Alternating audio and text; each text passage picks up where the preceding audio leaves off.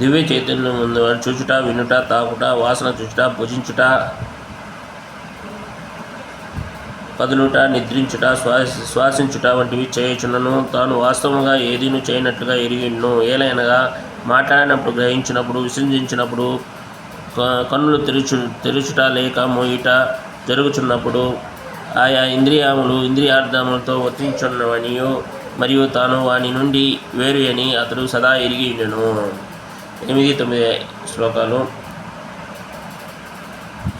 కృష్ణభక్తి రసభావతి కర్మ 5వ అధ్యాయము. బ్రహ్మణ్యాదాయ కర్మాణి సజ్ఞం తత్వా కరోతి యా లిప్యతే న సా పాపేన పద్మపత్రమివాంబస. ఆసక్తి లేకుండా తన ధర్మమును నిర్వహించేవాడు, ఫలములన్నింటినీ భగవానుకు అర్పించేవాడు, తామరాకు నీటిచే అంటబడినట్లుగా పాపకర్మాలచే ప్రభావితుడే కాడు. 10వ శ్లోకము. కృష్ణభక్తి రసభావిత కర్మయోగము. కాయేన మనసా బుద్ధ్యా కేవలైరింద్రియారేపి యోగిన కర్మ కుర్వంతి సంయం తత్వాత్మా శుద్ధయే. యోగులైన వారు ఆసక్తిని విడిచి దేహము, మనస్సు, బుద్ధి మరియు ఇంద్రియములతో ఆత్మశుద్ధి అను ప్రయోజనము కొరకు మాత్రమే కర్మను అనుసరించరు. 11వ శ్లోకము. కృష్ణభక్తి రసభావిత కర్మ 5వ అధ్యాయము.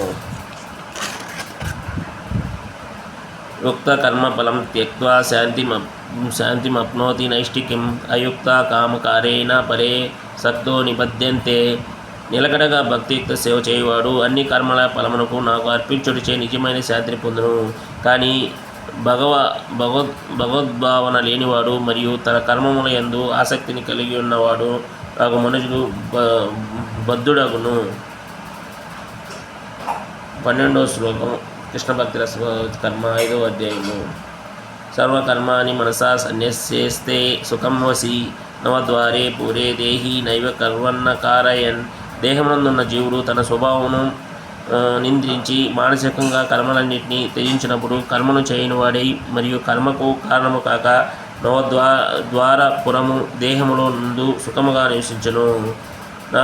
నా కర్తృత్వం నా కర్మాణి లోకస్య సృజతి ప్రభు నా కర్మ ఫల సంయోగం స్వభావస్తు ప్రవర్తతే. 10వ శ్లోకము. కృష్ణభక్తి రసభావిత కర్మ 5వ అధ్యాయము. తన దేహమనేది రాజ్యమునకు అధిపతి అయిన ఆత్మ దేహి కర్మలను సృష్టించుట గాని కర్మఫలం నందు జనులను ప్రేరేపించుట గాని కర్మఫలములను సృష్టించుట గాని చేయుడు. ఇదంతియు ప్రకృతి తీర్మానము చేతనే చేయబడుచున్నది. 15వ శ్లోకము. కృష్ణభక్తి రసభావిత కర్మయోగము 5వ అధ్యాయము.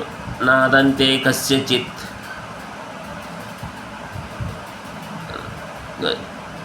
పాపం నైచైవ సుకృతం విభో అజ్ఞానావృతం జ్ఞానం తేన మహేంతి జంతవ. అలాగే భగవానుడి ద్వారా ఎవరి పాపము కానీ పుణ్యము కానీ చేయబడట్లేదు. కానీ శరీరధారుడైన జీవులు వారి నిజమైన జ్ఞానమును ఆవరించిన అజ్ఞానం కారణంగా మోహం నందుచుందురు. 16వ శ్లోకము. కృష్ణభక్తి రసభావిత కర్మ 5వ అధ్యాయము. జ్ఞానేన తదజ్ఞానం ఏషాం నాశితమాత్మానః తేషాం ఆదిత్య వదజ్ఞానం ప్రకాశయతి తత్పరం.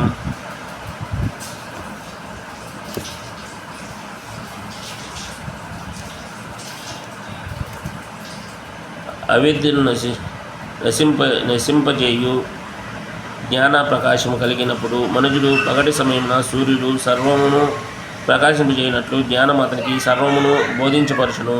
హరే కృష్ణ హరే కృష్ణ కృష్ణ కృష్ణ హరే హరే హరే రామ రామ రామ హరే హరే. ఓం అజ్ఞానాదిమేంద్రస్య జ్ఞానాన్ని శిక్షణమే తస్మై శ్రీ గురువే నమః. హరే కృష్ణ కృష్ణ కృష్ణ హరే హరే రామ రామ రామ హరే హరే.